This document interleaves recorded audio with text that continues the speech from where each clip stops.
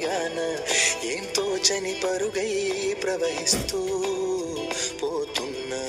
ఏం చూస్తూ ఉన్నానే వెతికానా ఏదైనా, ఊరికినే చుట్టూ ఏవేవో కనిపిస్తూ ఉన్నా, కదలని ఓశిలనే అయినా త్రుటిలో కరిగే కలనే అయినా, ఏం తేడా ఉందట నువ్వెవరంటూ అడిగిదు నన్నెవరైనా, ఇల్లాగే కడదాకా ఓ ప్రశ్నే